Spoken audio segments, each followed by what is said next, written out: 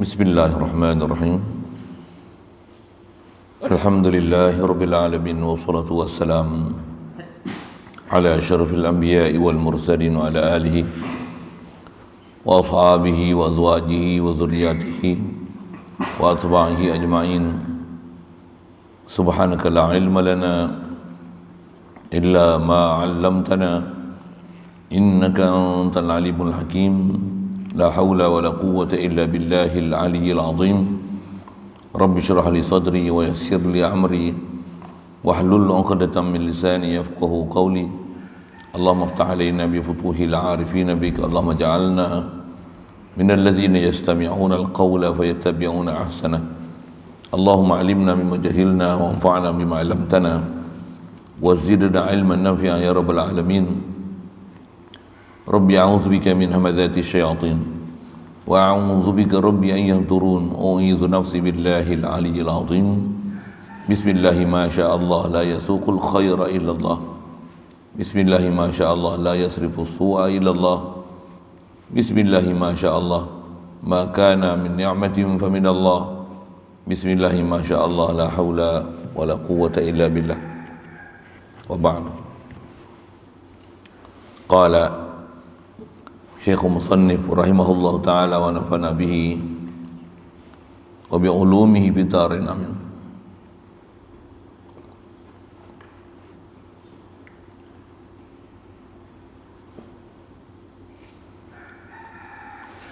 Dan bermula dalil baharu segala arat itu terhenti atas membatalkan berdirinya arat itu sendiri dan membatalkan berpindah ia daripada tempatnya kepada tempat yang lain, dan membatalkan tersembunyinya dan membatalkan keadaan yang qadim itu binasa, dan bermula jalan yang demikian itu bahawasanya seteru kita orang kafir barangkali menegahkan bahawasanya segala arat itu berubah-ubah daripada tiada kepada ada dan kepada ada kepada tiada, maka bermula gerak kemudian daripada diam itu seumpama tiada ia ma'dum, tetapi adalah ia maujud dahulu daripada yang demikian itu.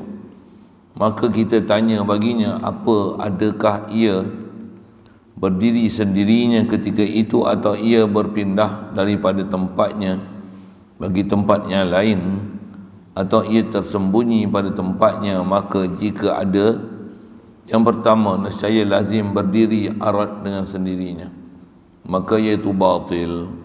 Dan jika ada yang keduanya, maka demikian itu juga batil, kerana bahawasanya lazim berdiri arat sendirinya ketika ia berpindah. Dan jika ada yang ketiganya, nescaya lazim berhimpun dua dhid, maka iaitu batil.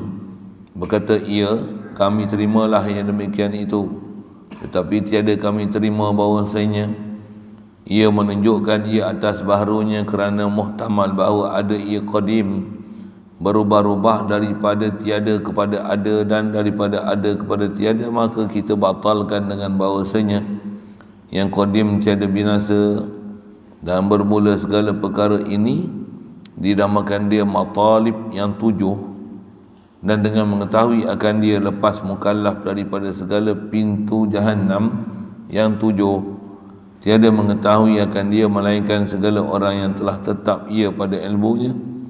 Begitulah dikatakan dia oleh musannif pada setengah kitabnya. Syukur kita Allah Subhanahu Wa Taala, limpah kurnia pula ihsan dia, masih beri kelangsungan hayat pada kita. Alhamdulillah, dia yang telah menghidupkan kita, dan dia juga yang akan mematikan kita. Dia yang ahyana ba'da ma amatana wa ilaihin nusyur. Alhamdulillah masih dihidupkan kita,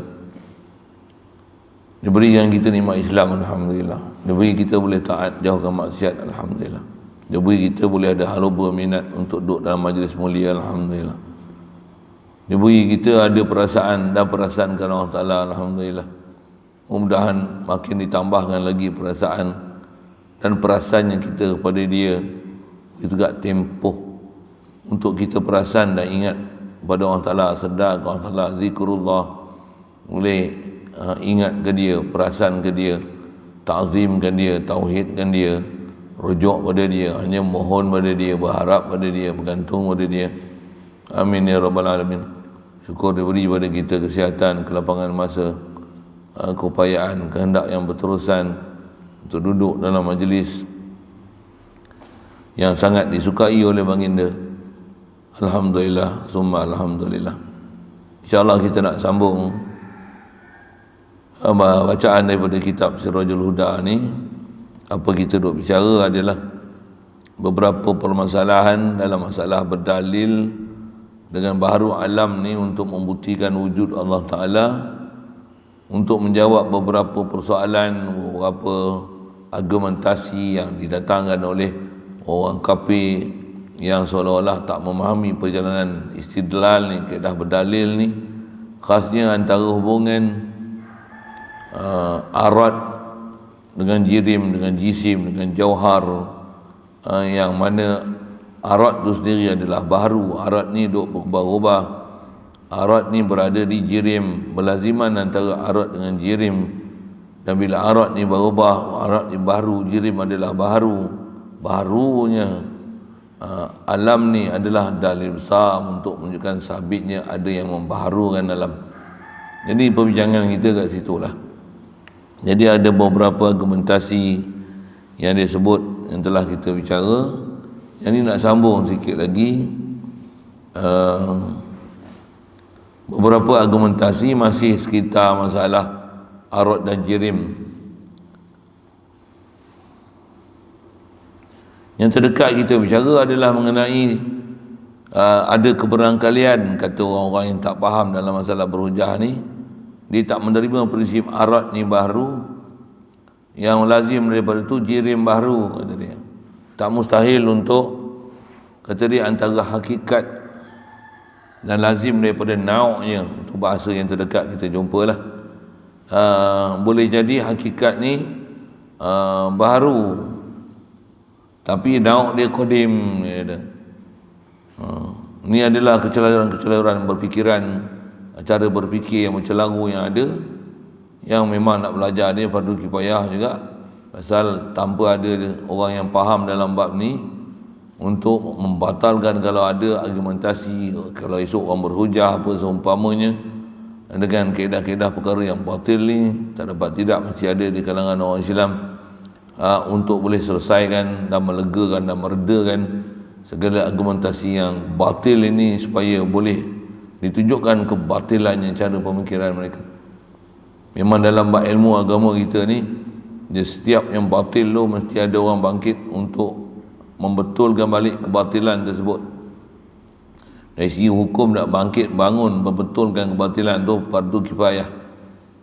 Maksudnya jika ada sebahagian daripada masyarakat kita yang reti untuk menjelaskan dengan tu, akan menyelamatkan orang Islam lain daripada terjebak, daripada terjerumus kepada pahaman-pahaman sesat dan salah ni, dari segi hukum dia fardu kifayah. Bagaimana jika ada sekelompok manusia yang boleh menyelesaikan benda tu, maka terlepaslah tanggungjawab tu daripada orang Islam yang lain. Tetapi malangnya jika tidak ada seorang pun dari kalangan orang Islam yang mampu untuk menyelesaikan apa argumentasi daripada orang kafir ataupun salah faham di kalangan orang Islam itu, untuk membawa balik orang Islam ni kepada jalan yang benar.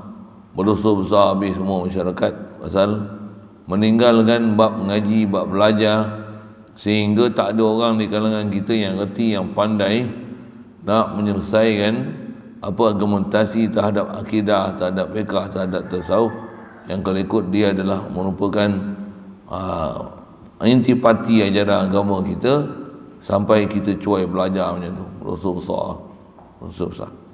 Dan jangan tak tahu, saat macam tu menunjukkan bahawasanya waktu dunia ni akan ada macam ni dah hampir-hampir berakhir. Dan jangan tak tahu zaman kita duduk ni memang petanda-petanda tu sangat hampir dah. Ada sebuah kitab, saya tak ingat namanya,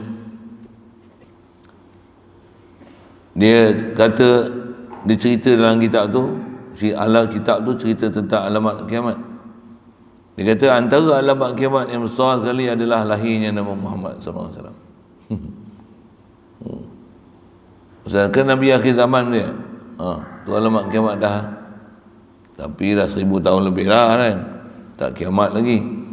Nak menunjukkan kata memang sehari demi sehari kalau adanya Rasulullah, dia sebagai Nabi Rasul akhir zaman, tak ada Nabi dah selepas dia.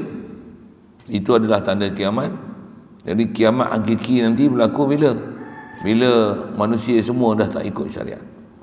Dah tak kenal dah perjalanan-perjalanan, macam mana perjalanan agama yang sebenarnya, mengikut prinsip akidahnya, fiqahnya, tasawufnya. Sampai dah tak ada dah orang yang nak bangun membela akidah yang sebenar ni. Maka tunggulah yang terdekat alamat kiamat yang 10 rantaian mengikut rentetan kronologi peristiwa tu satu tu 10 alamat kiamat besar tu bermula dengan Mahdi, paling dekat dengan dia lepas tu Dajjal.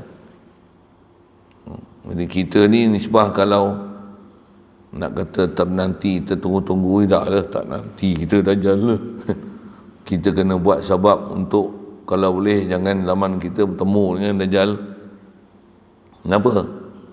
Takut tak tahan kita. Takut kita pula jadi pengikut Dajjal. Alhamdulillah. Tera tak ada Dajjal ni pun ramai yang dah jadi Dajjal. Bahasa-bahasa tu sedapnya kan. Tera tak ada Dajjal ni pun ramai dah orang dah jadi Dajjal. Bukan saja jadi pengikut orang yang Dajjal, tapi mereka sendiri jadi Dajjalnya dengan makna dah sesat, menyesatkan orang lain pula. Dalam masa yang sama ada orang dia tak sesat, tapi pasal ada undang-undang daripada Dajjal ni menyebabkan orang lain terpaksa ikut undang-undang Dajjal ni. Yang kita tak nak riba terpaksa ambil riba, tak nak insurans terpaksa ambil insurans, tak nak vaksin terpaksa ambil vaksin. Pergi ayat itu. Bukan orang nak vaksin ni sebenarnya. Dan betul yang duk ambil ni siapa? Dah dipaksa. Walaupun dia patuah harus. Saya tengok kat mana tu, ni internet mana saya lama beberapa hari tak tengok internet ni pasal kepala internet pening sikit. Internet saya lah pening. Apa saya nak sebut ni. Tapi terdekat tu dah tengok dia sebut ranking peratusan percentage rakyat dalam sesebuah negara yang divaksinasi. Malaysia ialah antara yang paling tinggi sekali. Malaysia ni hebat lah dia. Percaya iman kat vaksin ni mengatasi daripada mereka. Mereka tak seramai kita. Nisbah percentage dia. Tambah Australia apa lagi sikit lah negeri yang sikit-sikit tu. Malaysia ni tengok kenyataan dikeluarkan oleh KKM sampai 95%. Wow. Dan mereka berbangga dengan angka tu. Pelik kau Pula tu diburunya lagi, disempitnya lagi, disusahkannya lagi orang yang tak ambil vaksin ni. Tu saya kata, what's going on with you? Orang tak semayang, orang rasa saya dia tak pernah. Kekal saya kita dapat lihat dengan mata kepala kita sendiri, atau istilah berdalil kan. Kita musyahadah dengan mata kepala kita. Tak pernah langsung dia nak suruh orang semayang, tak pernah suruh dia nak suruh orang tutup aurat, sampai tahap 95% yang perintah agama ngaji misalnya, belajar tauhid, ikut ahli sunnah wal jamaah, 90% pencapaian dia. Saya tak pernah dia buat. Gila babi lah popok ni. Dia kata lebih pada Dajjal pun tak macam tu. Dia pun rasa tak ambil satu, dia tak boleh cari punya sampai 95% ikut dia. 100% memang tak boleh pasal ada je di kalangan orang Islam ni yang akan bangun untuk dan dia pelihara iman dia khasnya pada zaman Dajjal itu, daripada terpengaruh dengan Dajjal. Itu yang ada hadis atau mafhum hadis tu, Rasulullah kata aku lebih takut zaman sebelum Dajjal tu daripada Dajjal tu sendiri. Sebab Rasulullah dia kata gitu. Pasal apa? Pasal waktu zaman Dajjal tu umat aku yang dah selamat daripada akidah ni dah maklum lah. Nyata lah. Dan ada ramai orang memang kenal pun Dajjal yang betul-betul Dajjal ni kan. Tapi tak ramai yang kenal yang Dajjal sebelum Dajjal ni. Tak ramai yang kenal. Dalam keadaan duk mengikut Dajjal sebelum Dajjal ni. Yang ni bahaya sekali. Pasal apa? Pasal tak sedar, sesat tapi sesat. Itu masalah ni. Hadanallah ila siratal mustaqim. Satu atas kita, wajipan kita belajar lah. Ngaji lah. Walaupun ada benda nak hadam tu kadang berat sikit. Berat lah, dah tak pernah belajar. Berat lah. Cuma menghadap hari-hari ni. Saya duk cerita lazim, malzum, arad, jirim, jisim. Tak faham juga, memang benar mampu bahasa gitu kan. Ini baru sekali dengar. Habis-habis nak dapat jadi profesional. Macam ulama kabir, macam ulama rabbani, macam para awliya. Mana mahu, yang mampu tak boleh. Terus dia buat kerja hari-hari pun ada benda tak ada dapat kemahiran. Duk pergi dapur hari-hari, duk makan, duk cedok nasi pun tak boleh nak masak. Nak buat sambal tumis pun tak pandai. Contohlah kan. Itu bab dunia tambah mengaji, tak pernah belajar. Tiba-tiba, susahlah pelajaran ni. Engkau nak senang macam mana, tak pernah belajar. Sikitlah. Jadi ada cabaran-cabaran macam tu.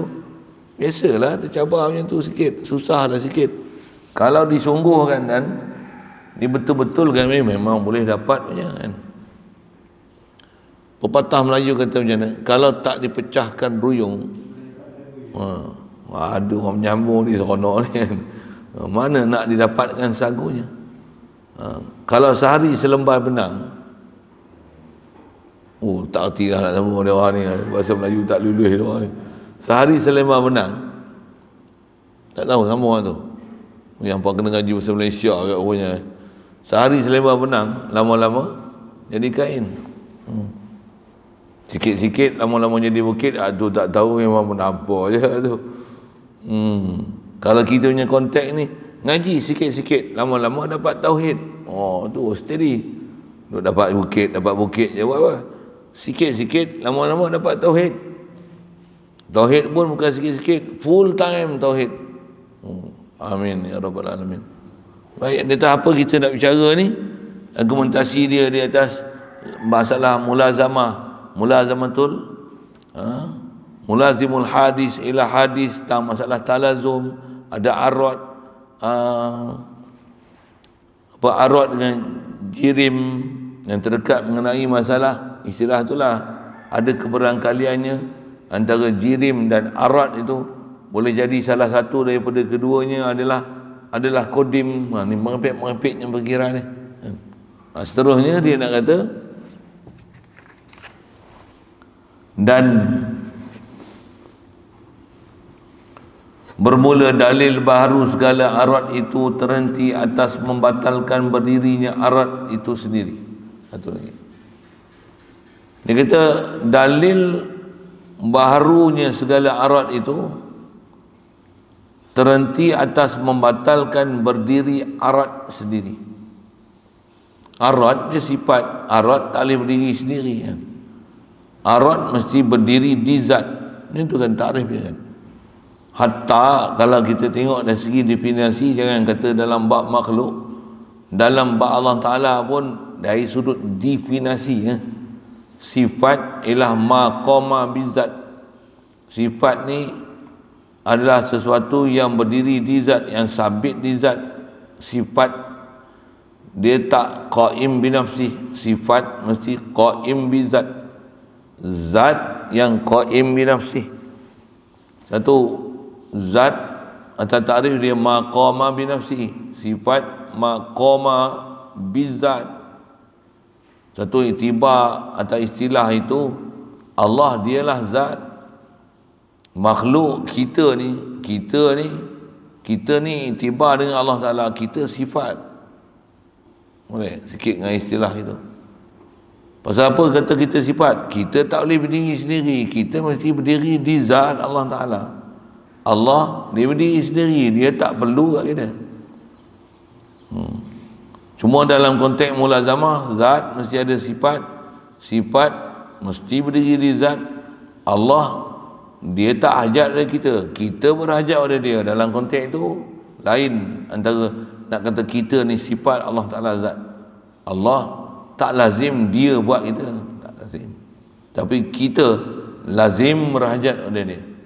Ni pun istilah-istilah dan kefahaman dalam bab-bab nak tauhid tu yang kata sikit-sikit lama-lama jadi tauhid, tak dapat tidak, kena belajar juga nak faham pasal itulah istilah yang disebut oleh ulama kita untuk faham.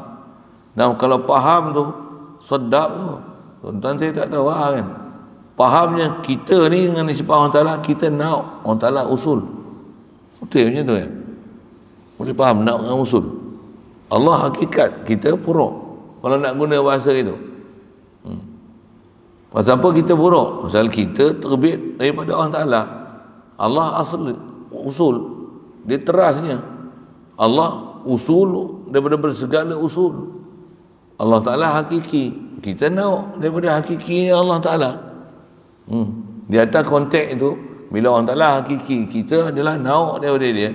Satu kata Allah intibar dengan itu, Allah zat, kita sifat. Sifat tak boleh berdiri sendiri, kita tak boleh berdiri sendiri. Okey, dalam konteks itu.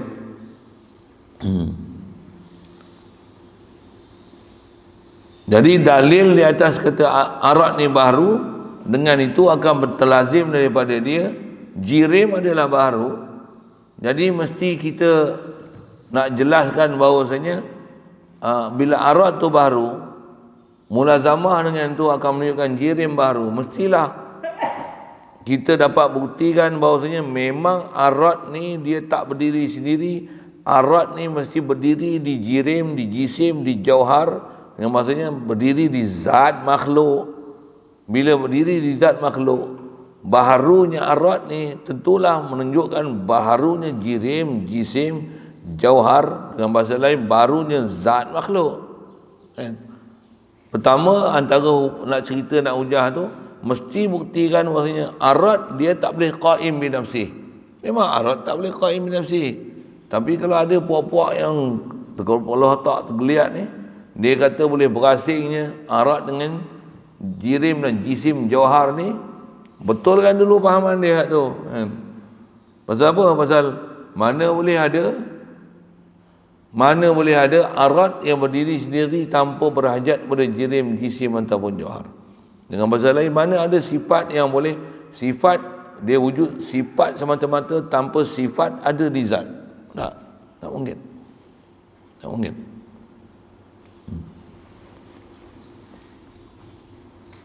Baik, dan membatalkan berpindah ia daripada tempatnya kepada tempat lain. Dan juga antara teras nak faham ba'arad ni boleh membatalkan kata boleh berpindahnya arad daripada satu tempat kepada tempat lain. Arad dia tak akan berpindah daripada satu tempat ke satu tempat. Arad yang ada pada satu zat, dia bukan berpindah daripada satu tempat ke satu tempat. Atau istilahnya arad ni dia bukan wujudi, dia itibari kan? Itibar macam tu kan. Tambah bab masalah berpindah tu, sekali saya terlajak sebut, jadi salah faham pula. Asal dia sebut ialah antara kaedah kita nak tunjukkan baharu alam ni menunjukkan sabitnya Allah Ta'ala. Pasal bila baharu alam, antaranya nak tunjukkan hubungan antara makhluk ni, zat makhluk, sifat yang duk berubah-ubah tu sabit di zat makhluk, sifat berubah, maka zat tu tentulah sabit, zat berubah, sifat ni baru, zat ni baru mesti ada yang membaharukan. Dia nak menunjukkan prinsip berfikirnya kat situ. Khas dia sebut ni, kita dapat buktikan bahawasanya arad memang tak berdiri sendiri satu, dan arad tak berpindah daripada satu tempat ke tempat lain. Arad pada satu zat, memang dia ada di zat tu, dia takkan bertukar ke lain. Hitam yang ada kat sini, mesti hitam ada kat sini lah. Dia takkan berpindah hitam ni dekat hitam kotak ni. Mana maunya hitam kotak kan? Hitam ni putih baju saya, dia takkan berpindah pada putih hitam ni. Putih hitam ni. Kalau dia berubah pun, berpindah daripada satu warna ke satu warna, warna tu yang ada pada zat kertas ni, kalau dia berubah daripada putih kepada kuning jadi buruk, jadi rupa karat, jadi rupa lusuh pun, daripada di atas zat yang sama, sifat yang ada, dia berpindah-pindah tu bukan berpindah pada zat lain, tapi dia tetap ada pada zat yang sama. Dua-dua tu ulama dulu dia punya bahas, kita tak pernah mikir semua benda lah dia orang nak cerita ni. Tu yang kadang kita nak faham tu susah tu. Lagi, dan juga membatalkan tersembunyinya arad, dan membatalkan keadaan yang qadim itu binasa, dan juga boleh membatalkan qadim ni binasa. Ada pula qadim binasa, dah binasa tak panggil qadim lah. Okay. Jadi ada 4 perkara tu dia nak sebut tu. Apa dia? Arad tak berdiri sendiri, arad tak berpindah pada satu tempat ke satu tempat, arad tak tersembunyi, dan arad bukan qadim.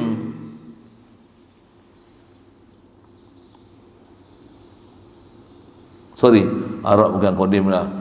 Nak membuktikan bahawa qadim ni bukan tak binasa. Qadim takkan binasa. Nah, qadim memang takkan binasa. Jadi kalau ada orang nak kata alam ni qadim apa? Alam ni binasa. Antara tanda binasa alam apa? Alam duk berubah-ubah. Tu tanda binasanya kita. Jadi bila tanda binasa, takkan alam ni qadim. Jadi alam ni apa? Baru. Jadi bila alam ni baru, sahlah alam ni menunjukkan ada yang membaharukan. Bila dia binasa, mestilah menunjukkan ada yang membinasakan. Yang binasa dan mengadakan alam ni Allah. Dapatlah putusan dalil. Jadi dia bicara kata membatalkan yang qadim tu binasa, pasal jangan faham alam ni qadim. Alam aja baru. Bahasa lain, masih Allah mesti baru. Makhluk ni mesti hudus, mulazim, dan makhluk ni zat makhluk baru, pasal sifat makhluk baru. Sifat boleh tengok musyahadah makhluk, bahkan zat makhluk pun kita boleh tengok.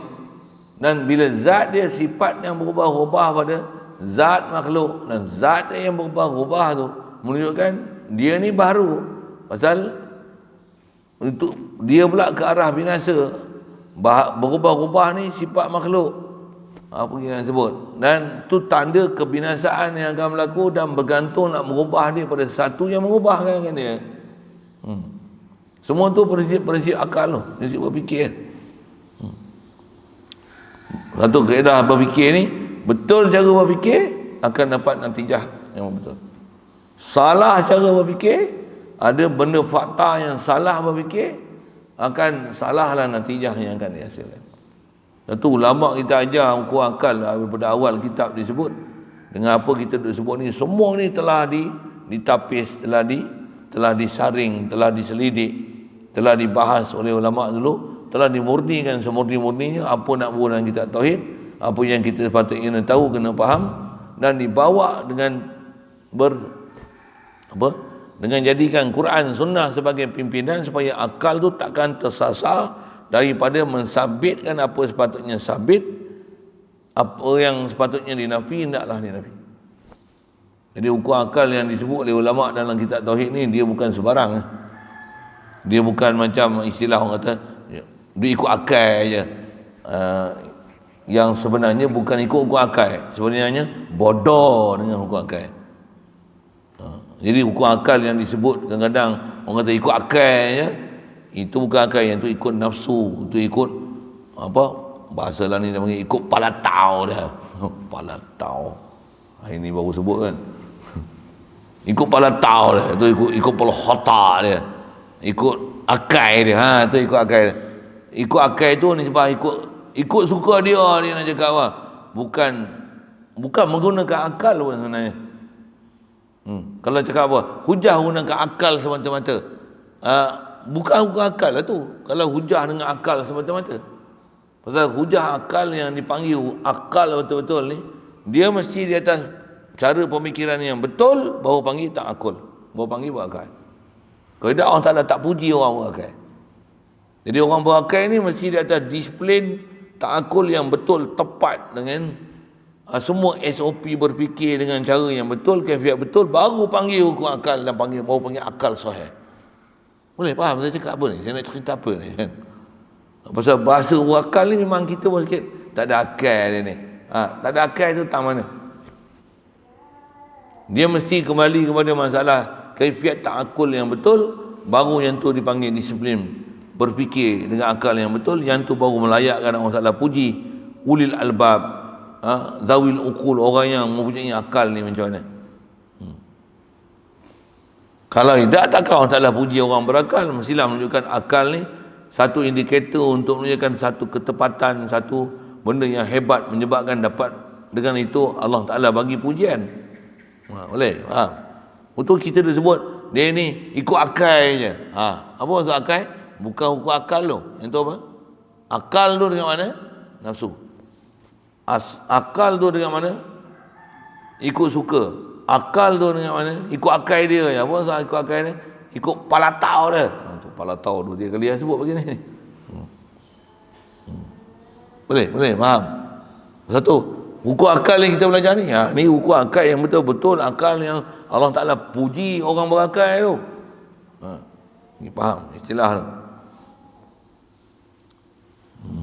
Khasnya atas kita nak bicara ni lah, ada disebut mengenai mesti buktikan arat ni, memang arat tak boleh berdiri sendiri, arat mesti berdiri di zat. Arat ni takkan berpindah daripada satu tempat ke tempat lain, dia takkan berpindah. Contohlah, saya ngaji dulu, Tok Guru buat misal tentang masalah berpindah ni. Ni kita duduk sini. Itu ada binatang mati kat situ. Bila mati busuk tak? Betul bila busuk itu, kita bau busuk tak? Busuk yang ada kat situ tu mari kat kita ke busuk tu tetap ada busuk kat situ? Tu busuk yang kita bau ni busuk apa? Boleh faham soalan kan? Zat kita, zat bangkai. Betul? Yang busuk apa? Bangkai. Betul, macam mana busuk tu boleh dapat air dah? Takkan busuk tu berpindah mai air dah? Kuat sikit. Macam mana? Busuk tu sifat. Baik. Busuk tu sifat arat. Arat ni berpindah tak daripada bangkai tu mai pindah kat kita. Masuk kat hidung. Dapat kat kita pula arat busuk tu yang ada kat bangkai mai kat kita. Macam tu. Itu berpindah arat dah nama dia. Kita pun tak pernah fikir bab macam tu kan. Saya mula-mula dengar tu, dia orang ni bahas sampai macam ni kan. Memang dia bagi contoh pun saya ngaji tu, dia sebut bangkai busuk yang ada kat bangkai tu, busuk tu boleh mai kat kita tu, busuk tu berpindah mai kat kita. Mesti tidak. Mestilah busuk tu bangkai, bukan kita busuk. Betul ni, yang baru ni. Yang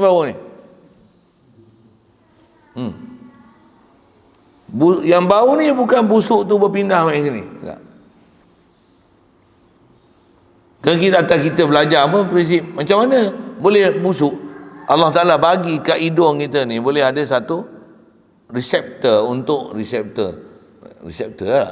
Apa bahasa mudah sebut, ada bahasa ni. Pengecam macam tu lah kan. Dia boleh cam ni bau wangi tu, bakar bukhur tu wangi tu. Bukhur tu yang wangi. Betul, macam mana hidung kita boleh bau wangi?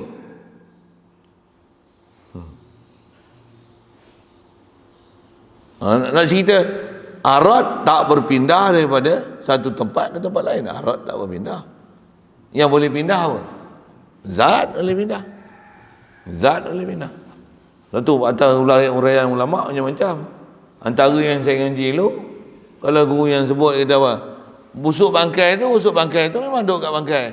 Dia takkan pindah kat kita. Untuk kat kita ni, Allah jadikan seumpama busuk yang ada kat bangkai tu dapat kat hidung kita. Yang hidung kita tu bahasa tutup guru lama lah guna bahasa itu kan. Dengan bahasa kita, kalau saya modelkan sikit ni, reseptor yang ada kat hidung ni boleh mengesan busuk tu yang ada kat bangkai tu. Dengan tu kita dapat bau busuk. Bukan busuk tu berpindah daripada bangkai tu kat kita. Atas satu sudut lagi macam mana?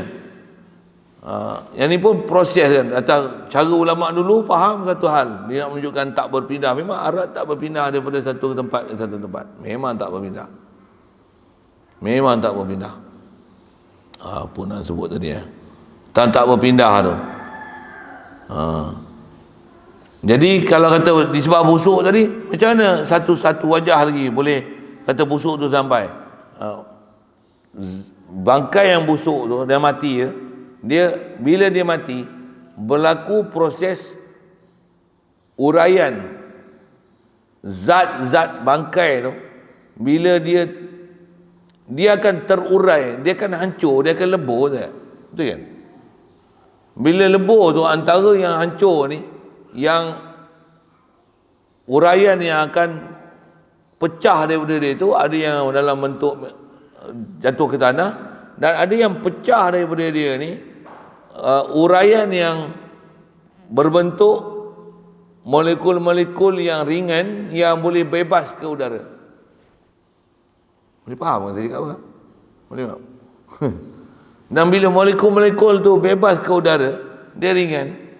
Bila dia ringan ni, lepas tu ringan tu bukan arat, apa dia? Zat bangkai tu yang telah terurai daripada dia. Ada yang dalam bentuk ringan, dia akan terbang. Zat tu berserta dengan sifat busuk yang ada tu terbang mai ke hidung kita. Zat tu lah yang letak kat hidung ni. Dengan tu lah kita boleh bau, pasal zat tu dah ada kat hidung kita. Satu bau busuk. Okey, faham? Itu yang kata nak mengaji pun kena orang cerdik ke? Hak mengajar pun kena cerdik ke?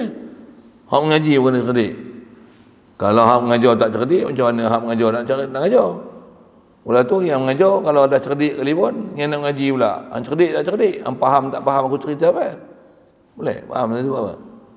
Air dalam cerik, saya nak cerita apa ni? Saya nak cerita bangkai yang busuk tu. Bangkai busuk kadang nak faham susah sikit pasal kita nampak getoi kan. Tapi macam mana pun dia makin reput tak? Saya cerita air sana. Air dalam cerik asalnya mendidih tak? Mendidih tak? Tak mendidih lagi, kita panas yang mendidih tak? Kalau kita biar lama-lama, dia banyak akan jadi apa? Kenapa kurang? Ya. Pasal air itu ada di antara molekul-molekul air itu asalnya dia cair, tapi bila panas apa jadi? Molekul-molekul air itu dia terurai daripada cecair itu, ada yang jadi ringan membentuk untuk uap. Satu nanti kita boleh rasa faham air tu. Panas air itu ke panas air itu pindah ke kita? Bukan panas air itu pindah ke kita. Panas air itu panas, tapi molekul dia yang telah terurai daripada dia, zat air yang terurai tu, yang panas tu, mai kat kita satu rasa panas. Jadi bukan sifat tu berpindah kat kita. Memang zat air tu, molekul dia tu yang terurai daripada dia dengan sebab proses pemanasan tu kena kat kita. Satu kita boleh rasa panas. Aircon asalnya suhu dia macam ni kan. Bila dengan proses macam ni, zat molekul-molekul air yang ada di keliling kita ni, dia bila jadi sejuk tu yang kena kat badan kita jadi sejuk. Pasal apa? Pasal bukan arat sejuk, tapi memang zat benda sejuk tu datang kat kita. Tu satu wajah lagi. Macam mana busuk bangkai tu boleh main kat kita. Saya sebut tadi, bangkai tu kan dia melalui proses reputan tu dia. Bila reput ni ada yang bentuk dia masih dalam bentuk pepejal yang terurai di tanah, dan ada yang terurai daripada dia dalam bentuk uap busuk. Dan memang busuk ni bahasa dia uap lah, molekul-molekul yang ringan yang boleh berterbangan. Yang berterbangan tu bukan arat, tapi zat. Molekul-molekul, cuma dia terlalu kecil. Macam mana kita tengok air mendidih, kita masih nampak lah uap air tu kan, mendidih tu. Bangkai kita tak nampak uap bangkai, tapi sebenarnya ada lah tu. Keadaan macam mana busuk tu boleh mari kat kita. Ada setengah guru urai macam tu. Tapi guru yang urai macam tu dia advance sikit lah. Dia advance sikit saya dia faham proses boleh. Dan saya cerita ni, saya bukan cerita saya ni. Mengaji kat guru lah. Kita bukan pandai. Kita nakal dia tak mendapat ni. Cerita yang kata busuk yang ada kat bangkai tu, orang Ta'ala jadikan busuk yang sama kat hidung kita. Tu pun ayat guru lah. Jadi lain guru, lagi advance dia punya faham tu, lagi penjelasan dia lagi istilahnya iqna'un nafsi. Kita akan rasa puas kalau dia cerita tu. Puas, faham, reti. Tu saya kata saya ngaji, saya dengar pun sekali, dia orang akan 10 kali. Dengar tu ambil faham terus tu. Tambah ada benda yang susah nak faham. Tu saya kata mengaji kena ambil perhatian. Saya cukup berpuluh kalau mengaji ni ada orang duk main, duk hayal. Cukup boleh nak baling. Tu saya kata pen ni banyak ni. Ini senjata saya ni. Tapi kalau live ni saya tak tunjuk lah. Lagi dia kata ganeh Ustaz ni. Ini kena mata ke apa bahaya Ustaz. Kau ingat aku tak tahu ke bahaya tak ya. Yang kau bodoh tu lagi bahaya daripada buta mata kau tak? Main-main cerita. Aku tak nak bagi kau buta mata hati tu. Kau baling ni kalau mata buta pun, biar mata buta, hati jangan buta. Satu aku baling. Tak adalah tujuan jahat nak butakan mata orang. Tak pernah pun saya baling. Siapa pernah tengok saya baling? Ada? Ada. Tapi saya pernah baling. Saya pernah baling. Dan saya takkanlah baling pisau ke orang. Kan? Itulah. Kan? Tapi memang bukan satu benda yang mulia. Saya sikit dah pendidikan pun. Tak kena kan belajar baling-baling ni. Murid pun kali baling je. Kan? Tang guru baling ni, kau tak rasa guru ni macam kurang ajar. Yang hang duk tak tumpu perhatian tu, hang tak rasa hang kurang ajar. Dengar bahasa kan, dengar. Okey, sikit dah sebut tu. Dan tu sikit lah.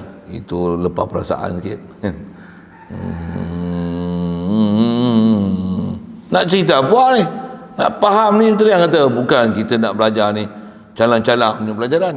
Tambah kitab kita baca ni walaupun kita jawi, macam mana? Nak faham tu macam mana? Berdengung kepala. Berdengung kat kepala. Tak berdengung. Faham semua? Itulah.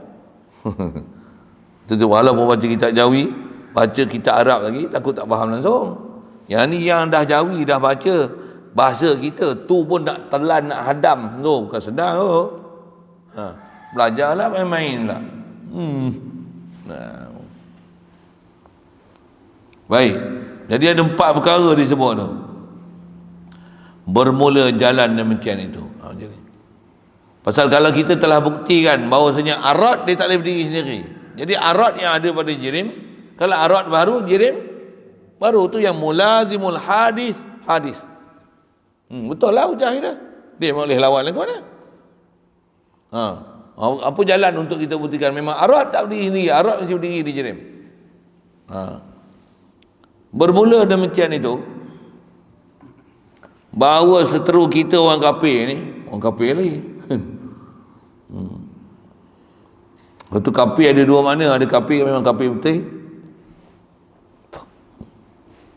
Ada kafir dengan mana orang yang tertutup faham. Kafir tak? Satu ada kafir, istilah kafir kita dalam syarak pun ada kufur, kafir inat, ada kafir nikmat. Dia panggil kufur nikmat. Ada tak? Tapi bahasa kafir asal ni orang yang tertutup, mana kafir. Dalam Quran antara orang yang diistilahkan kafir ni adalah petani yang bila dia nak menanam, dia nak tanam benih, contohnya benih jagung, dia cucuk lubang, dia bubur benih, dia kambus kan. Petani yang mengambus biji benih yang dia cucuk lepas dia bubur benih tu, yang tu dia panggil kafir. Yang tu dipanggil kafir. Pasal apa panggil kafir kat dia? Pasal dialah yang menutup. Dia yang menutup. Tutup apa?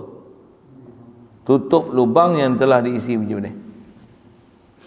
Bahasa dalam Quran disebut macam mana? Yu'jibul kuffara nabatuhu thumma yahiju fatarahu musfarran thumma yakunu hutama. Yu'jibul kuffara nabatuh. Kufar di situ apa makna kufar tu? Surah mana? Surah Hadid. Yu'jibul kuffara nabatuhu thumma yahiju fatarahu musfarran thumma yakunu hutama. Yu'jibul kuffar. Apa maksud dia?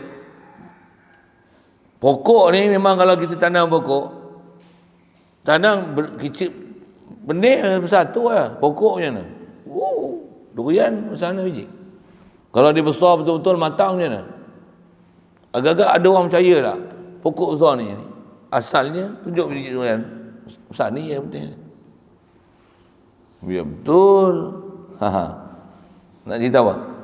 Jadi ada orang menanam ni, dia tanam yu'jibul kuffara nabatuh, mengagumkan kufar. Kufar tu jamak bagi kafir. Mengagumkan orang-orang kafir, asal terjemah wording kan. Nabatuhu oleh tumbuhannya, pokok yang tumbuh daripada apa yang ditanam. Siapa kufar tu?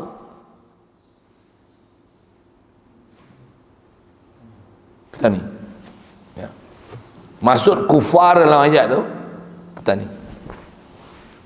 Azari', orang yang menanam. Kita tanam kadang tengok pokok macam mana?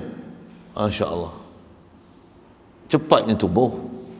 Betul ada suasana macam tu kan. Orang tak biasa menanam memanglah tak tahu benda, tak pernah menanam. Saya kecil-kecil dulu ada, saya nak cerita kafe tu sikit, saya nak cerita kafe sikit. Memang nak pergi hurai ni kadang-kadang kena kona sikit kan. Saya punya pengalaman kecil-kecil tu, biasalah kan, orang kata walaupun duduk rumah quarters apa, tapi ada lah kadang-kadang kat depan tanah tu, depan quarters tu ada tanah yang boleh bercucuk tanam sikit lah kan. Tanam apa nak cerita? Tanam jagung ni, tanam jagung, tanam peria, bukan peria katak tu, peria. Kalau saya kecil dulu, orang tu saya panggil kambas tau. Tak saya dengar dia ni. Kambas tu, peria besar, peria bukan peria katak, peria panjang tu lah, peria yang selalu orang masak peria tu. Kalau peria katak tu, pasal kulit dia menggerutu macam kulit katak. Pasal tu panggil peria katak. Peria besar tu kan. Biasa dengar kambas? Tak biasa dengar? Wah sini tak tahulah. Orang biasa dengar tak dengar. Nanti buka kamu tengok kambas ada tak? Apa saya nak sebut ni? Tanam tu. Memang tanam ni kadang dia baru tumbuh, kita tak rasa takjub dengan tumbesaran tengah tu. Tapi dia ada waktu ketika dia. Hari ni kita tengok besar ni, esok kita tengok tinggi tu lah. Hui, banyak besar. Ada ketika dia, waktu dia, bila akar dia dah sampai satu tahap kematangan dan boleh menyerap apa yang ada di bawah tanah tu. Hari ni kita tengok kecil, lepas tu kuning, lepas tu dia punya daun pun hijau gitu ya. Lepas tu satu ketika kita tengok, besar. Lepas tu daun hijau, naik biru. Buah pun mula-mula keluar bunga, cemetot tu Hari ni kita tengok cemetot. 2-3 hari selepas kita tak perasan ke dia, tengok, besar dah. Selak-selak lepas daun tu, betul kan? Tak bisa menanam. Saya pernah menanam satu, saya cerita.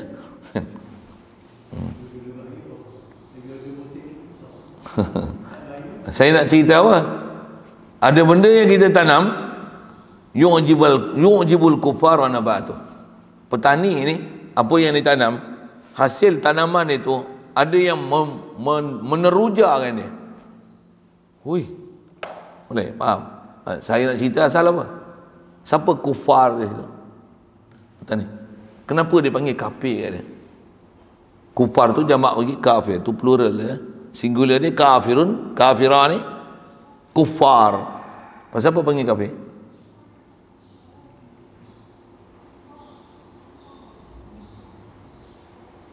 Tadi dah cerita dah, lupa lah. Pasal apa panggil kafir? Pasal benih tu nak tanam tu, dia yang tebuk lubang. Ni contoh tutup lubang macam tu lah. Ada orang tak tebuk lubang itu, ada orang ceh itu buah ceh itu lah kan. Tak apa pakai cangkul kecil kecil itu tutup lubang itu. Siapa yang tutup lubang tu? Dia. Bila ditutup tu, dia panggil kafir. Apa makna kafir? Satir. Orang yang menutup. Tentu orang kafir ni memang ada orang kafir semua tak faham semua. Dia tertutup. Dia orang yang tertutup daripada faham bab ketuhanan. Dan orang kafir tu juga orang Islam yang tertutup dari faham bab ketuhanan pasal tak pergi ngaji. Kafir juga.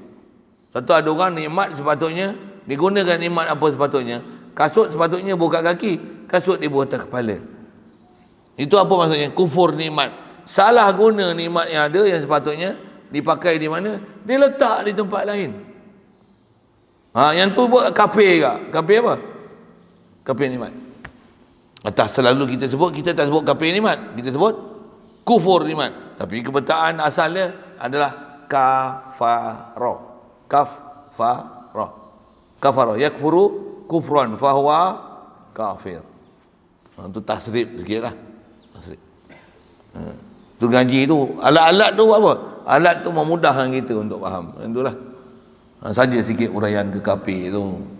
Jadi kata dia, seteru kita orang kafir ni, jadi memang orang yang tak faham dalam apa-apa pelajaran, nak faham umum Tuhan tu sendiri, nak faham ke Islam tu sendiri, kafir Tuhan.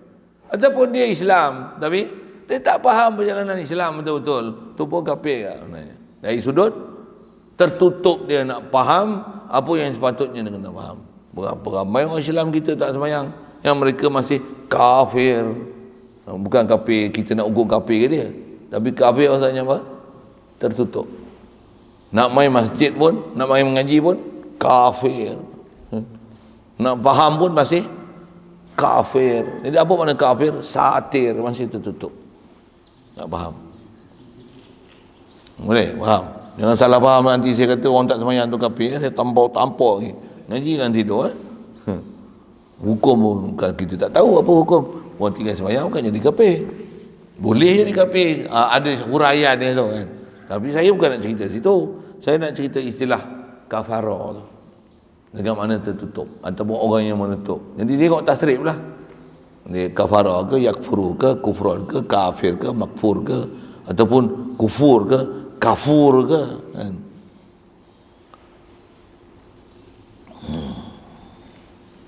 Jadi orang musuh kita orang kafir ni pun dia cerita musuh orang kafir pasal orang kafir yang kita duk jumpa di argumentasi ni orang kafir.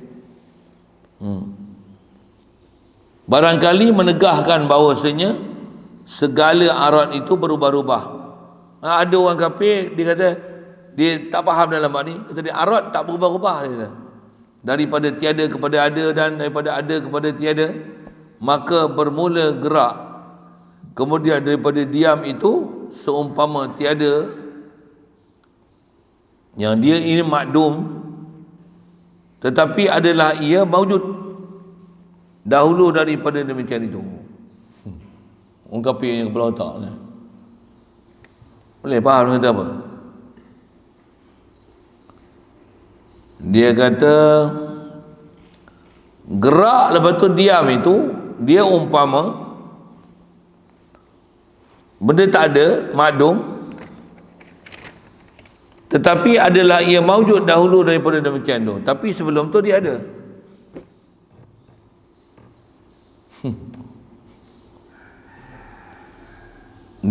Ni kata cara salah berfikir. Gerak kemudian diam. Ni bergerak. Benda gerak kemudian diam maksudnya diam. Lepas tu bergerak. Jadi bergerak tu apa?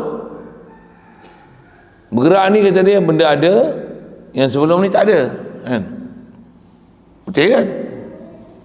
Jadi tak ada ni makdum, bergerak ni ada, maujud kan? Jadi kata dia, walaupun ini dah maujud, sebelum tu makdum, sebelum makdum tu maujud kan? Asalnya dia nak cerita benda diam, betul dia bergerak. Mana sebelum gerak ni diam. Memang macam tu. Jadi dengan tu dia nak bawa berfikir. Jadi diam, tak gerak lagi makdum, bergerak maujud. Boleh? Bila ni maujud, ni makdum, mestilah sebelum dia ada maujud lain pula. Asalnya nak cerita diam, ni bergerak. Bila yang ni bergerak, tentulah sebelum dia diam. Macam tu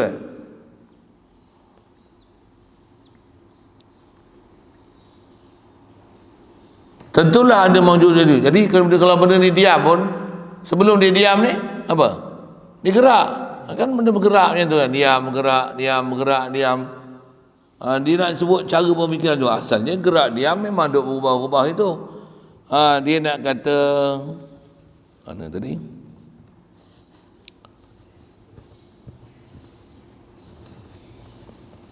Dia adalah umpama tiada. Yang tiada ni ia makdum, tetapi adalah ia sebenarnya maujud dahulu daripada demikian. Dia dah ada sebelum tu.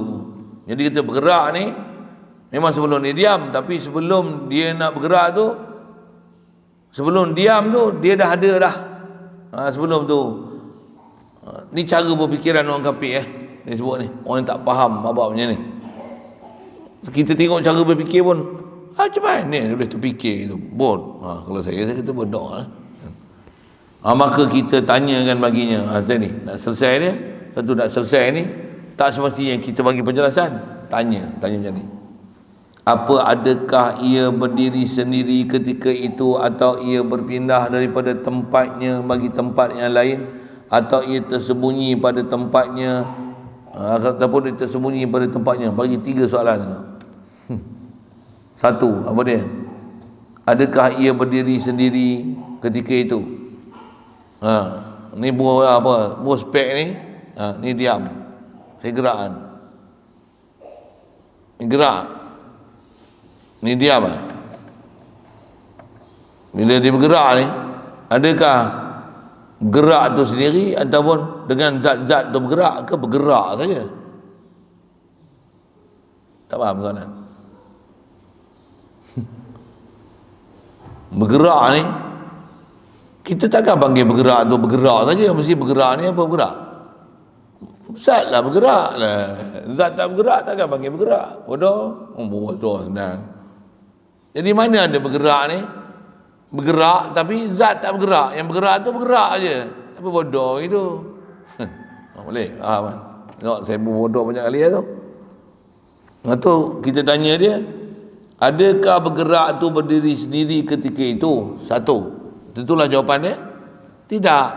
Pasal mestilah bergerak tu bersama bergerakkan tu mesti ada zat yang bergerak tu. Kita makan tengok manis. Adakah manis tu sendiri ataupun ada zat manis tu?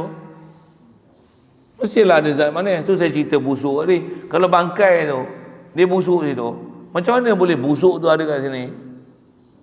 Mestilah ada zat busuk tu bagi sini. Bukan sifat busuk tu main sini. Jadi macam mana zat busuk tu boleh main sini? Kerana ada molekul-molekul yang terurai daripada dia tu dalam bentuk uap yang kita tak nampak. Dia berterbangan di udara. Mana yang molekul tu masuk ke hidung kita tu yang kita boleh bau. Ada tempat tak bau. Ada ketika bau. Pasal apa? Bila ditiup oleh angin ada molekul-molekul bangkai yang busuk itu. Yang telah terurai daripada bangkai itu yang busuk tu sampai ke hidung kita bau. Memang bau ni bukan sentiasa duk bau. Ada ketika tak bau. Betul? Teh arnab belakang tu bau tak? Tak bau. Kau hidung sumbat hari duk mengadap arnab, mana nak bau? Cuba sekali-kali mari. Pecik dolar bau tak? Pecik dolar bau, macam mana kau tak bau? Dia dah lali. Pasal hari-hari bau. Saja kita main cerita tai arnab sikit lah. Pasal arnab ke belakang tu kan. Nak cerita apa ni? Nak cerita bau busuk tu. Jadi macam mana busuk ni? Mesti ada zat yang berterbangan busuk masuk ke hidung. Barulah kita boleh bau busuk. Pasal zat tu ada kita. Bukan sifat busuk tu berpindah ke hidung kita. Boleh faham? Mana ada berpindah ni? Berpindah sifat semata-mata yang tanpa ada zat. Mana boleh? Ni spek mata ni berpindah daripada kanan saya ke kiri ni, belah kiri ni. Apa yang berpindah tu? Mestilah berpindah spek mata. Kalau spek ni duduk sini juga, pindah apa benda? Spek duduk situ. Takkan pindah aja tapi spek duduk situ. Bodoh apa? Jadi boleh ke sifat jalan sendiri? Tak boleh. Jadi betul lah maksudnya arat ni tak boleh berpisah daripada zat. Arat berdiri di zat. Tu. Baca kitab baca macam tu itu, tapi nak faham tu kena dengar huraian ni. Huraian saya ni tak faham ni. Makan ubat sikit. Omega 3 ke apa ubat bagi kepala otak segar. Saya pun tak ada cadangan. Makan kismis banyak sikit. Beli kurma. Jangan beli kurma yang sekilo RM5 tu. Beli kurma jua yang sekilo 120 tu. Beli tu kan. Pergi makan otak kepala. Apa cerita ni? Saja yang tu saya melawak sikit. Tapi memang betul pun atas jalan sabab Allah yang bagi kita pandai lah. Tapi kena cari sabab pandai. Memang mengaji ni elakkan makan apa? Benda masam. Lagi elakkan makan apa? Elakkan makan benda haram. Elakkan makan benda syubhah. Jangan suka makan Maggi. Antara makanan yang haram ni apa? Makanan untuk malam. Siang dan malam dah bagi dua. Betul dia makan tak puas. Dia ambil abuan malam. Padahal dia punya dia dah makan. Makan pun seorang seketul aja. Makan tak mau makan sekali. Makan seorang-seorang. Dia balun nak pihak orang. Tu haram tu. Padahal tu benar, tak faham. Kadang-kadang kita tak faham benda tu. Kita risau sampel aja. Padahal itu sebab ni kan benar yang kepala otak kau tak faham-faham tu. Apa yang sepatutnya kau tak boleh makan, kau kena makan banyak ni ya. Kau dah makan hak orang. Satu benar. Dia duk belik. Siapa aku benar aku tak boleh faham? Kau makan hak orang mana tak benar. Aku bukan makan riba. Ni bukan cerita riba. Ni cerita masalah hak. Bila masak banyak-banyak ni masak untuk 30 orang contoh. Maksudnya, engkau kena makan, kau fikir untuk 30 orang je. Bukan makan untuk engkau seorang. Ni orang bagi kata mi ke, bekas orang bagi. Kita pun pulun bawa dalam periuk kita, bawa dalam bekas tapuai kita, masuk dalam pondok, simpan. Tahu. Warung. Ya. Nak makan? Tak apa, tak mau makan. Padahal, makan 4-5 orang je duduk dalam bilik dah. Ku ajak betul. Tu yang benar tu. Ku ajak lah. Macam mana boleh cerita situ? Nak cerita makan, jangan makan benda haram, mengaji. Bukan? Jadi kepala otak tu agak lembab tu, cari sabab lah sikit untuk bagi dia sekedik. Apa nak sebut ni? Makan. Satu memang mak makan jaga. Memang kena jaga. Tu jangan beli ya. Beli apa? Tukang masak pun kena jaga lah masakan tu. Janganlah beli sos cap kepala kuda. Tambah cap kepala anjing, tambah cap kepala babi. Itu isyarat-isyarat saya maksudnya. Janganlah beli-beli hak yang bukan non-muslim tu kan. Bihun, mi, kuih tiaw, fishball. Walaupun tengok sampel aja. Kerana tu sebab benar. Yang tu yang zikir pun tak boleh hadir tu. Tu yang subuh tak boleh bangkit tu. Tu yang duduk lewat dia tu. Tu yang kejut pun tak bangkit. Tu yang saya guna bahasa apa? Langit runtuh pun tak bangkit tidur lagi. Ya Allah, bebai bengap sampai macam tu. Apa masalah ni? Apa masalah ni yang tak mau bangkit ni? Apa masalah ni? Apa masalah tak nak bangkit tidur ni? Apa masalah tak mau rasa nak sembahyang? Apa pasal ni? Mesti ada masalah. Allah Ta'ala tak jadikan benda tu begitu saja. Dia setiap sifat mesti ada zat. Mesti. Dan setiap zat ni berubah-ubah. Setiap berubah mesti ada yang mengubahkan. Ada faktor dia. Cerita dalam Quran surah Kahfi tu. Summa atba'a sababa. Macam mana? Sebut 2 kali sababa dalam Quran. Setiap apa yang nak buat ni, dia mesti atba'a sababa. Nak cerita atau ambil faham ayat Quran tu, mesti ada sabab dia. Mesti ada sabab dia. Allah Ta'ala dijadikan setiap sesuatu proses atau hukum ini, semua dia ada sabab-musabab ni. Kalau tak ada sabab-musabab, itu pelik, luar biasa. Kalau kat Nabi Rasul, mujizat. Kat para Bali panggil karamah. Kat orang awam dia panggil ma'unah. Dia ada istilah dia. Tapi semua ada sebab. Pasal apa tengok pelik dia ni? Ni ada pelik. Ada pelik. Sikit saya sebut itu. Nak kata suruh orang ni cerdik sikit tadi tu.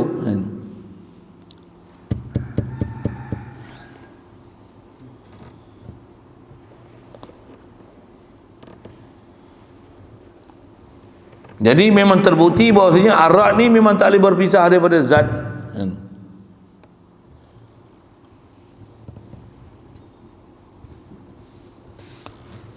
Jadi atas soalan kita tanya dia, bolehkah arat berpindah sendiri? Mesti jawapannya tidak. Ataupun bolehkah arat ni berpindah daripada tempat bagi tempat yang lain? Boleh arat berpindah? Arat tak berpindah. Arat yang ada pada satu zat memang duduk di zat tu. Tu atas kita cerita busuk yang ada kat bangkai tu, memang busuk tu ada kat situ. Tu busuk ni, dia busuk di atas molekul-molekul yang terurai yang kita kalau dengan bau ni mestilah benda yang kita tak nampak kan, tapi sebenarnya ada zat dia. Ni orang masak misalnya, dia masak kat situ, macam mana masakan dia boleh bau sini? Mesti ada benda-benda yang terurai daripada masakan itu. Wap ni maksudnya ada molekul-molekul yang begitu seni halus berterbangan tu, bersama dengan dia ada zat dia, ada arat dia. Arat tu lah berterbangan. Tak sampai ke hidung kita tak baulah. Bila mari ya, bau apa ni? Agar kita bau, kita buat macam tu punya perangai kan. Nampak saya tak tahu lah, saya punya perangai tu lah. Bau apa ni? Untuk bau rokok. Dah bau rokok mestilah ada zat rokok. Zat rokok mesti main daripada asap rokok, mesti main daripada zat rokok. Asap rokok tu molekul-molekul yang terurai daripada zat rokok tu. Dia bukan sifat, dia memang ada zat asap tu, ada ampaian, ada apa bahasanya tu lah kan. Daripada rokok tu yang ada arat dan mesti ada molekul-molekul tu, zat dia sekali mesti datang daripada zat yang asalnya main pada rokok. Tapi bila dah bakar jadi abu, yang jadi asap jadi asap. Dengan tu ada bau. Boleh faham saya cakap apa? Boleh. Jadi memang sifat yang ada pada zat, sifat tu tak boleh berdiri sendiri, dia mesti ada zat dia. Dan sifat tu tak akan berpindah daripada tempat lain ke tempat lain. Sifat dia tak boleh berpindah semata-mata, tak boleh. Contoh kalau orang ni masuk jin, sifat ke jin memang masuk. Memang jin memang masuk. Mana boleh sifat jin masuk kat dia? Tapi kalau dia kawan dengan jin, ni macam jin dah, itu dia tiru perangai jin. Bukan jin ikut dia, tapi dah macam jin dah. Dia turut bahasanya. Ni macam setan. Saya tu bawa bahasa kasar kat begini. Kalau dah macam setan, macam iblis, macam dajjal, bukan dajjal yang masuk dalam dia. Macam mana? Perangai dajjal tu dia tiru lah. Sifat tu tetap sifat dia. Sifat dajjal tu tetap sifat dajjal. Tapi zat dia dah tiru zat dajjal tu. Satu sifat dajjal tu dapat kat dia. Pasal dia tiru. Ni kita zat dan sifat menyambil tu sebut pergi lah dajjal tak dajjal apa dia. Satu orang Ta'ala tak bagi wala tatabi'u khutuwati syaitan. Jangan ikut langkah-langkah syaitan. Apa maksud jangan ikut langkah syaitan? Jangan ikut perangai dia, tingkah laku dia. Bukan maksudnya khutuwat ni asal bahasa Arab. Khutuwat apa? Tapak kaki. Betul lah khutuwat. Kita mana pula syaitan pun tak pernah nampak, tambahlah nampak tapak kaki dia. Jadi apa maksud tapak kaki syaitan tu? Apa yang jalan-jalan yang Islam menyalahi syariat, itulah diistilahkan sebagai khutuwati syaitan. Sikitlah saya sebut bahasa-bahasa itu.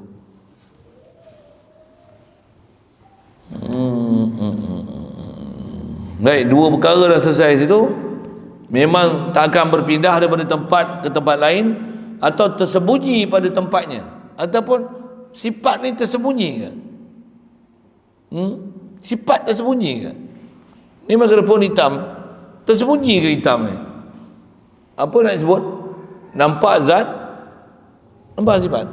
Mesti sifat berdiri di zat. Itu mana boleh pisah. Itu kalau alam ni baru, duduk nampak berubah-ubah, sifat berubah, zat berubah. Sifat berubah tu ada di zat tu. Ada di zat tu. Jadi mesti ada mengubahkan. Yang mengubah tu Allah. Kita nak dapat tauhid itu. Tapi yang ni argumentasi kepahaman yang mesti kita selesaikan. Kalau ada orang tak boleh fikir, ada orang tak pernah bahas, ada orang tak pernah dengar, tu satu kan? Tapi memang kaedah nak bahas dia zat sifat, zat sifat, zat sifat, zat sifat. Daripada awal kitab rasanya saya dah sebut zat sifat, zat sifat, zat sifat, zat sifat. Memang kita duk bahas hari-hari pun zat sifat, zat sifat, zat sifat, zat sifat, zat sifat. Panggil bihun pun. Pasal apa panggil bihun Singapura? Pasal apa? Bihun Singapura tahu? Siapa tahu? Duduk Johor tak tahu bihun Singapura. Bihun Singapura macam mana? Mesti ada sifat bihun Singapura. Tahu bihun Singapura? Tak tahu dia orang bihun Singapura. Tak boleh jadi tukang masak lah tu. Orang tahu bihun Singapura? Macam mana? Rupa dia warna apa bihun Singapura? Putih. Okey, jadi sifat apa? Ada rasa apa? Ada bahan apa utama bubuh dekat bihun Singapura yang menyebabkan dia jadi bihun Singapura? Lada merah, lada putih. Memang bihun putih je pun. Bihun Singapura mesti lada sulah tu. Dia punya bahan utama dia mau panggil bihun Singapura. Kalau duk tomis dengan cabai apa tak panggil Singapura, itu bihun London. Itu bahasa saya. Pasal apa boleh nama bihun Singapura? Sifat. Pasal apa panggil apa lagi bihun dah tak ada nama dah kan? Pasal apa panggil apa? Mi mamak, mi goreng mamak apa? Pasal mamak goreng. Dia ada ciri dia. Pasal apa panggil ni nasi lah sana? Ni pasal apa panggil nasi paprit? Saja. Saya nak cerita apa ni? Sambil itu saya pergilah ke masakan pasal keliling kita duk bicara zat dan sifat, zat dan sifat, zat dan sifat kan. Kita nasi Pattaya satu, nasi Pattaya tahu? Nasi goreng Pattaya tu, tahu? Apa? Ada 4 tayar. Apa? Ada bungkus telur, nasi tu duduk dalam telur kan, nasi goreng tu dalam tu ada nasi tapi buat telur macam selaput tu, apa tu? Bungkus dia. Itu besar atas. Itu nasi goreng 4 tayar. 4 tayar. Nasi goreng Cina tu. Nasi goreng USA tu. Nasi goreng USA macam mana? Dia ada telur mata satu kan. Nasi goreng ikan rebus. Nasi goreng ikan masin. Nasi goreng udang. Kenapa nama macam-macam?